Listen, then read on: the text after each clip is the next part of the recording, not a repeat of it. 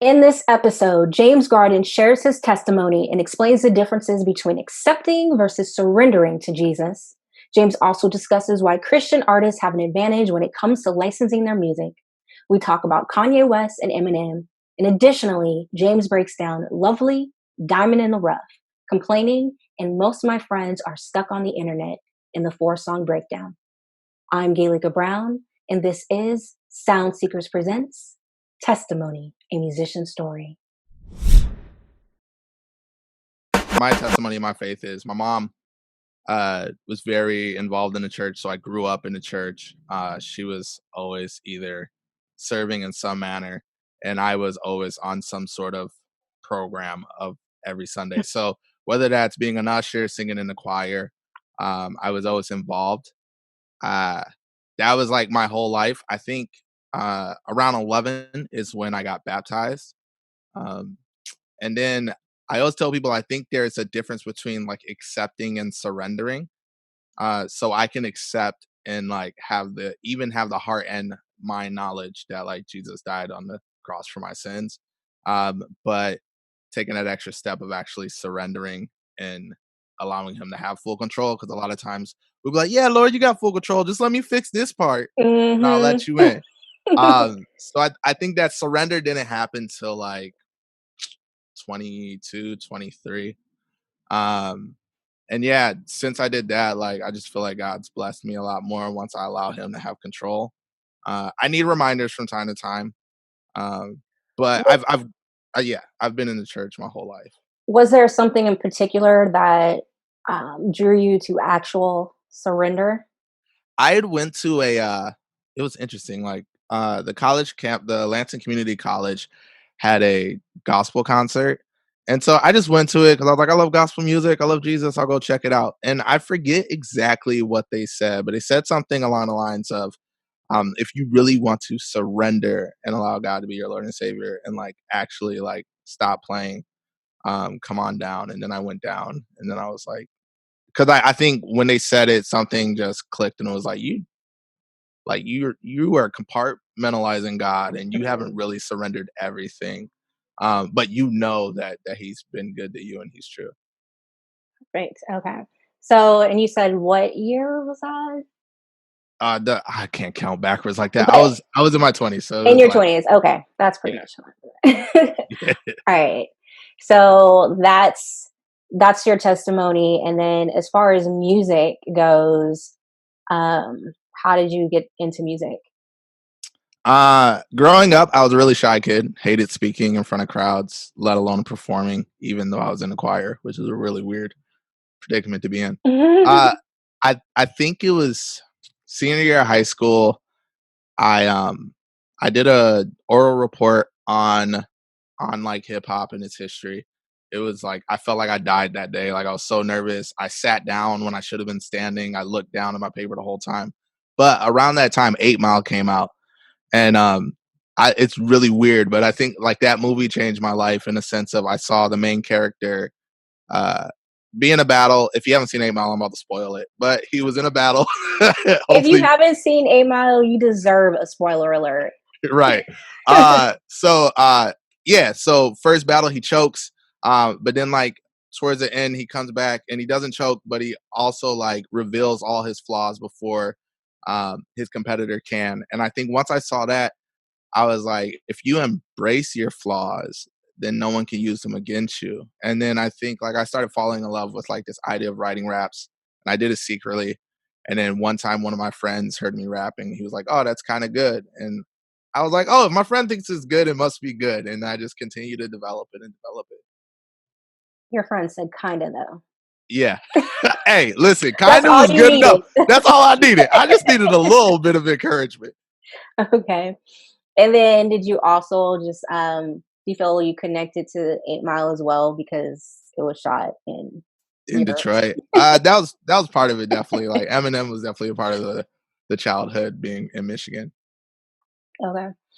And would you consider yourself were you a Eminem fan prior to 8 Mile or like after that you became a fan? I think it's really weird. I think I was a Eminem fan prior to that and a little bit after it, and then as years have went by, I mean, like I respect what he's done, but I'm not really like a hardcore Eminem fan Oh, yeah, at all. got it. Kind of over it now. Yeah. Who are you hardcore about? Uh, hmm. Who? Not Let's him say, anymore. yeah. It gets rough. This, like, I think that's the thing. I think like I've learned not to be super hardcore of a fan of people just because like they're human and flawed. I mean, Okay. people's art I really love. I mean, I love Gambino and just like even what he does outside of music. Hmm. Um, Marvin Gaye will always be someone that I think is just amazing. You kind of Uh, have like a Marvin Gaye look going right now. that's what I'm going for. Donny Hathaway, um, Kanye music, Kanye's music. Okay. He Like has his specify. he has his Music. issues. Okay. But you know, as we all do. Are And you then like feeling Lauren, his? I'm sorry. This because we're talking about Kanye. Are you yeah, feeling yeah. the Jesus is King?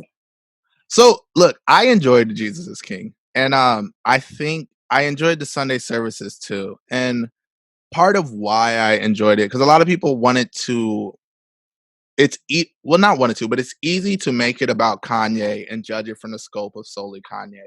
Uh, when I look at Kanye's career and how he's done music, Kanye has um, a really good talent of knowing how to grab people that are great at what they do to help elevate what he's trying to do, right? Hmm. So, with that, I ended up like writing a couple articles for Rapzilla talking about the Sunday service, and I was able to meet Philip Cornish, who was the music director. Oh, sweet. Not in person, but like we had a conversation. But in doing that, what I realized is, yes, we can focus on Kanye, or we can like focus on the fact that like Philip Cornish and Jason White are these people who like we know where their heart is, Hmm. and hopefully like where their heart is rubbing off on Kanye, and it's not Hmm. even all Kanye. Like Kanye was barely performing a lot of that stuff. I think I like the record. I can tell it's a record from the perspective of someone who's sort of new to the faith. So it's Yeah. like, um, and no fault of his own, but it's a lot of zeal, but not a lot of knowledge. So it's like you're super excited, but you don't know much about this thing. And Yeah. I think like it's dope to be excited, but I think that's been like a characteristics we see a lot in like new converts that maybe we need to disciple better at Hmm. a point of like keeping that excitement alive, but training them before we allow people to be super vocal. Yeah. Uh, But there's no such thing as allowing Kanye to do anything. He's gonna right. do what he wants to do. Yeah, yeah, So- he's really gonna do what he wants. So Okay. And then you were gonna mention someone else. Were you gonna say Lauren Hill? I was gonna say Lauren Hill. Yeah, I love Lauren. Um, I mean, she has her issues too, but I love her. Her music is really good, really challenging, really beautiful stuff. I love her too. I had the chance of seeing her live. I think it was 2 years ago. It was dope. Like she did the Miseducation, but it was rearranged, Oh wow. and it was so dope. In my perspective, my opinion, like some people were like, "What is this?" They want to hear, the original. But I mean, I think it's been over 20 years at this point. I'm pretty sure Right. she's tired of doing it the Yeah, I feel like exact same way. she was like, "I've heard this song more than any of you. I want Yes. to do it differently." So I liked it, and she had the full band, and it was dope. I love me That's some awesome. Lord. Yeah. All right. Now, how do you see God's presence, or how do you say God's presence looks in your life presently, in your personal life, not musically? Right. I don't know. That's a really good question. I mean, I think Or like even if it's not like presently, but if you can like look back and be like, I can see him working here and here. in Yeah. there. Yeah. Um, I mean, honestly, like I feel like whenever I pray, like it ends up always working out. Um, like even like I remember this is like random, and I feel like it feels like a really like self-centered prayer. But one day I was like, Lord, I really need some money, right? And that's exactly how I prayed it. That's how me and God talk. And this is like MySpace days, so this is like a grip ago. But then I see in Flint there was a like battle for $250. And so then I was like, you know what? Maybe that's a sign. And then like I hit up my friend and I was like, yo, you want to make 50 bucks? And he was like, sure. I didn't know if I was gonna win for sure. But then we went and I won. And like I didn't have to like do it like speak in a way that would misrepresent what I believe in. But like I feel like that was one of those things where like God was like, I got you. And then there's been other times that I'm like, man, I don't know how I'm gonna take care of certain things, and then God like creates an opportunity for it to work out. Or even just through this pandemic, um, like as the world slows down and like being an artist where like I can't go perform and I can't do these things, there have been a lot of like virtual work that I'm able to still do. So I'm still teaching classes, um, getting paid to make online content for the nonprofit I teach for, doing a lot more work at my church, helping them with like still working with the youth just virtually, and then like helping with the online broadcasting. So it's I think even in this like at a time where everyone's world is like getting shut down, God is still like been like, I still got you, like pandemic or not, I'm still gonna provide. Yeah, sweet. And then, so the competition that you won, you said it was for $250, Yeah, and you gave your friend $50 yeah. for That's what? it. What did he drive you there? Yeah, yeah, he drove me there. Okay, My bad. I didn't mean that part okay, there. It's like, hey, you just want to make $50? I'm just a nice person, you know. I give my friends $50. No, no, no. He drove there. He drove there. I think okay, I did time. sweet. Okay, cool. And let's get into some music. So I have a segment called the 4 song breakdown, Okay. and that's where an artist raps or recites a verse and discusses a song. And so for you, I asked if you can do Lovely, Diamond in the Rough, Sweet Jesus, and Complaining.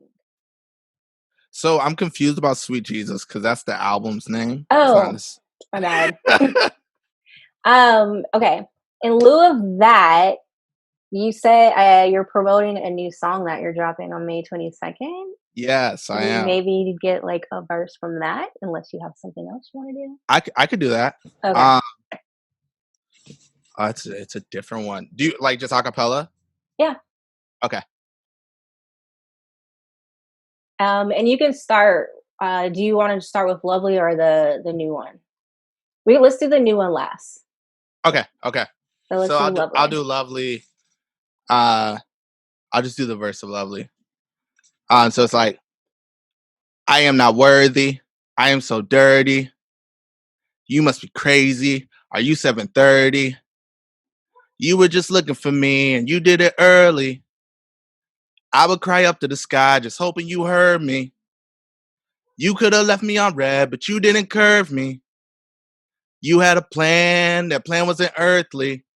Now none of their weapons will work. Your spirit start blessing my work. So I can start prepping your church so we can show heaven on earth. Heaven on earth. So yeah, that's the first verse from Lovely. Um, it's actually interesting that we talked about Kanye because I feel like that song was somewhat inspired by Jesus is King. But I think I was just thinking about the fact that like as flawed as I can be, God still loves me.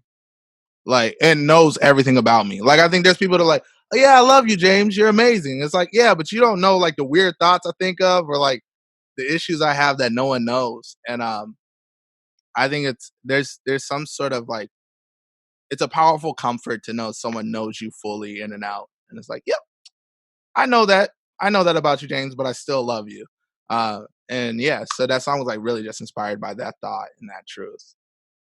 Perfect. And then was there a particular song or just the Jesus is King album that kind of inspired that? I think I was listening to the Jesus is King album a lot, but I think actually the production reminds me of a different song. I think just the idea of like I wanted to do a song that had like more of a gospel inspired sound. Not maybe not necessarily totally sonically taking from the album, but just like that sort of motif of the idea of God, choir in the hook and rap verses in it. Perfect. All right. And let's do Diamond in the Rough. Okay. Oh, I am so bad because I don't think I know that verse by heart. I'm a horrible rapper. I thought I knew it, and then I draw blanks because I'm a bad person. It's not because you're bad. It's actually kind of common. There's a Okay, lot of people who it's are not just me. I thought it was just me. I was like, like, it's like everyone else just. I have a friend who he literally memorizes every verse. Like even like other people's verses. He's like, oh yeah, like that song, and then the third verse he says this. I'm like, how do you? My brain doesn't work like that. Okay, I'll do the second verse. Okay. They said that plan that we had wasn't stable. So what did we do? We went and just built up a round table. You ain't want to let us in. You ain't want to let us win. Now look at us grin. Cause we're about to win again. I wrote the vision and I made it plain. Then I stayed focused and I built the lane. Now we booking tickets and we taking planes. Look at now. Now we booking tickets and we taking planes. Look at how our time zones change. And it started all when I met the gang and I made the team and we took the league and we did our thing when we chased the dream. And then it goes into the chorus. Um, that verse is weird now because no one's taking planes. But no one at all. actually, people are taking planes. Have you seen the Actually, you're right. news? Yeah, with the You're right. planes just packed with people. A lot of people Oh aren't my even wearing gosh. masks. Yeah, no I social did. distancing I there. did see a friend of mine on do a IG story, and she was in an airport. But that song was just really about like I think for myself and a lot of artists, we feel like we need to be validated by someone else before we can say we've made it or get to a next level. So it's this idea of like I feel like a lot of stuff I've done on my own, not on my own, but like without the validation of other humans. Some has been help, um, but I think writing out your vision and really just holding to what God told you He has for you and pushing towards that is really the best way to do it. Uh, so I kind of want to just encourage other artists to like plan it out, make it happen. You don't have to play the game by the way the game tells you have to play it. And yeah, I kind of just wanted to celebrate my friends that like I've made art and made moves with along this long 15-year plus career I've had. Sweet. And complaining? Complaining. Okay, who you blaming? How you maintaining? Ain't nothing changing. What is you saying? You a Debbie Downer and let down. Won't be yourself cause you're scared you're gonna get clown. I feel it. Got all in your spirit. Watch you change your appearance. I dodge or hate you endear it. I've been telling you how you can just make it. You heard my voice and you ain't really want to take it. Took it for granted. I've been on this planet for about 30 years. My work worthy of these cheers. I'll tell you loud and clear till the day you feeling it. Stay humble, spread love, keep it diligent. As a man thinks, then a man is. Yeah, times get hard, there's some damage. Yeah, and who you changing? Where's your trust in God and how He planned it? Yeah.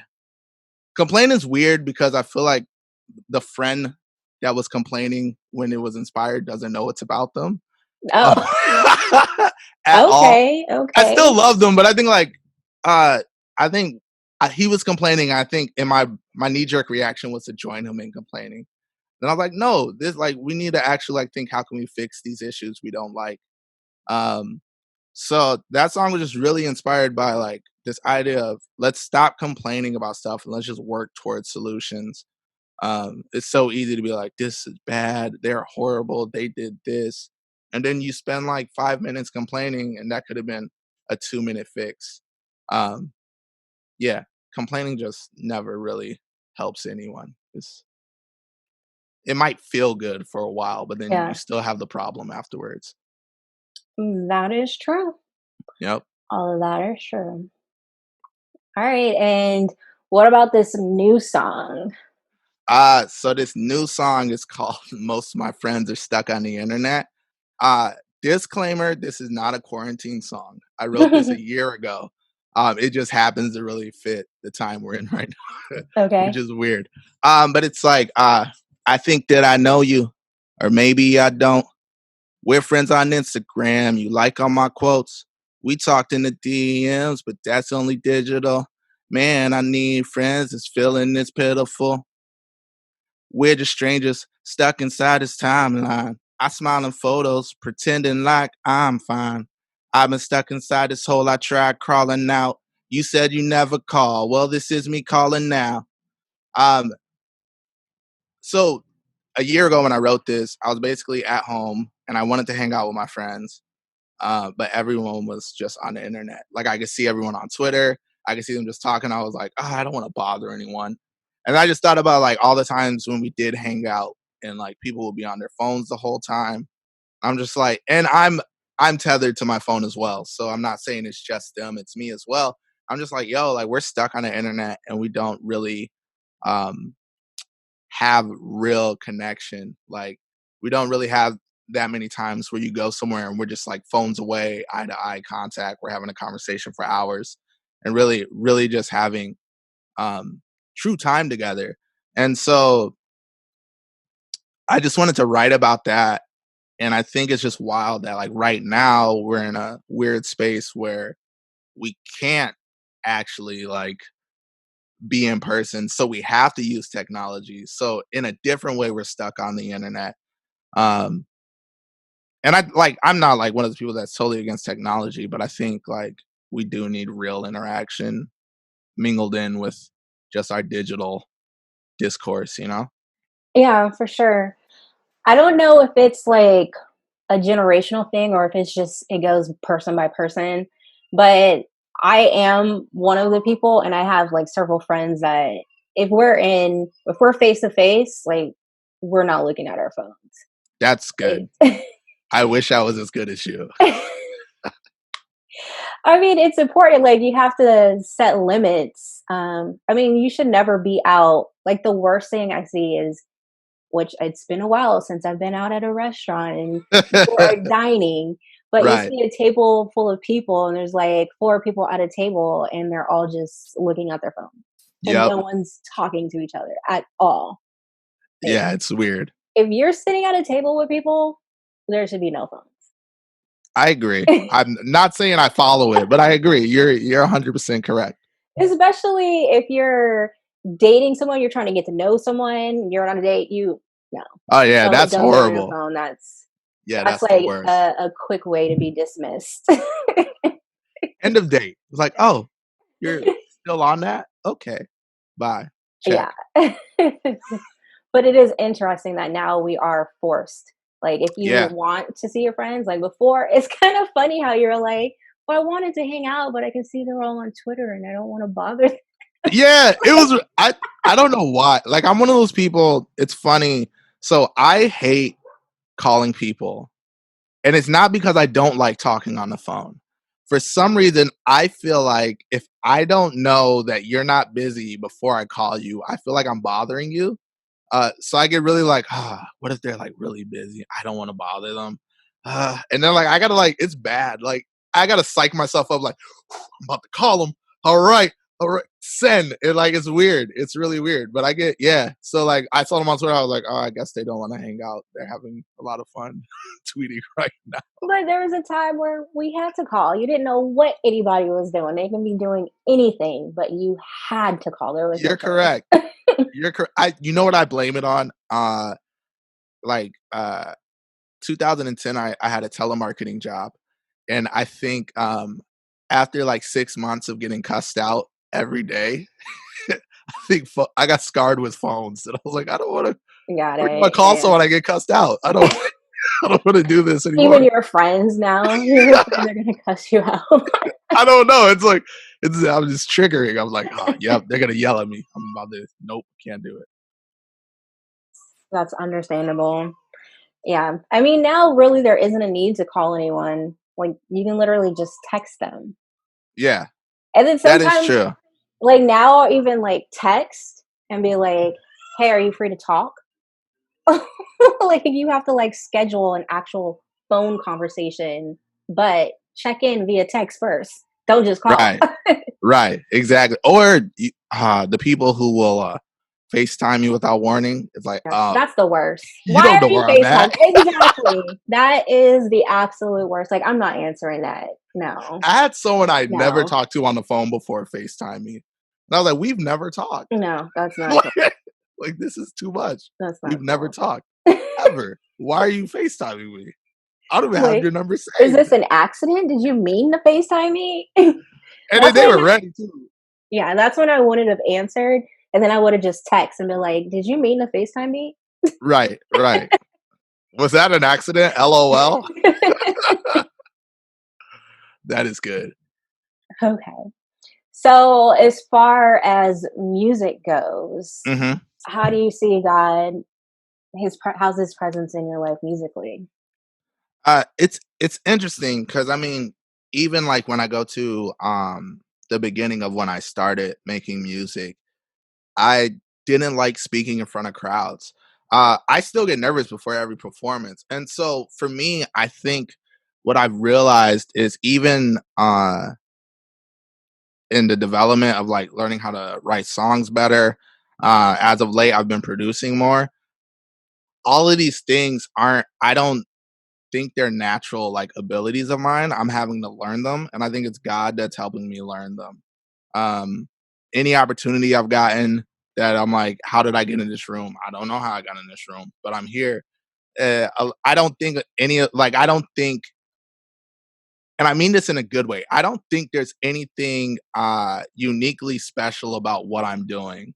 Um, yeah, there's some like things about it that might be a little special, but I don't think there's anything super special. I think a lot of times I can listen to a record and I'm like, this isn't that good. And then it does something huge. Like I think about like Chi Town Boogie got on New Music Friday. When I heard that song, I didn't think that was a song that would one fit on that playlist or like get that much attention. And we don't even know how that happened. And I just see God moves like in my music career in ways that I'm just like, I didn't do that. I didn't plan for that. I didn't make any like methodical marketing plan to make it hit that success. I'm writing a lot of stuff in my house. It's not in like in a big studio, but God has been elevating things to get different placements, um, different shows that I've been able to get on. I just see God moving where like in my lack because I'm like I think I'm good at what I do, but I'm not. I'm like I'm not. I don't know. I don't think there's any genius behind it. I think God's the genius moving all the pieces on the board. I like that. God is moving in my lack. Yeah, he is. Yeah. Yeah, there's so many things because I'm like, I'm still self-conscious about everything I do. So I was like, oh, this sounds bad. My voice sounds really weird. Did you hear that warble right there? And like I Like nitpick Marvel. everything that's wrong about it. And then God will be like, oh yeah, that's all I need. I got that. Let me work with that. And I'm like, wait, what? Are you sure? Let me fix that for you. He's like, I don't need you to fix it. I got this. So Right on. Do you have any projects or anything that you're working on? I think I'm gonna finish an EP soon. Uh Aside from that, I've been writing a lot and just trying to like work on stuff to maybe push to licensing. Uh, I'll probably release it too. But I think now that I know that like it's looking like a lot of my summer plans got canceled. Um, so we're gonna be in the house Yeah. for a while. I'm probably gonna try to just give people a lot of music because I mean there's not much I could Much do. of, So yeah. there'll probably be a couple of projects. Nothing's in the works quite yet, but I'm pretty sure in the next couple of weeks it will be. And when you say making music to push towards licensing, what exactly do you mean by that? Oh, so like for like sync licensing, so pushing it towards like commercials, Yeah. TV, um, things of that manner. So like ESPN, I pitch stuff to them from time to time, and then there's a couple of agencies that like work with the brands that like I have stuff in their library. So just adding more music to their library. So Mhm. when people are doing advertising, they can pick some of my stuff. Hopefully, Have you been selected for anything as of yet? not right now. There was one placement that happened. Was it earlier this year? At the end of last year, there was a T-Mobile placement that happened with a song. Um, but since then, nothing has gotten placed. But I've been like adding more stuff to their library. Sweet. That's awesome. Yeah, it's cool to see. It seems like licensing has been like a really great opportunity when it comes to artists like yourself. Well, especially like in the Christian world, Oh because yeah, you're here like on a commercial and like, wait a minute, that's so and so, right. or even in TV shows. I hear stuff all the time. It's pretty awesome. I think and it's weird, but I think like definitely like specifically like CHH has a unique advantage that I don't think they really realize, and it's that like all of their stuff is already clean. Mm, Um, and so yeah. you don't need to edit anything.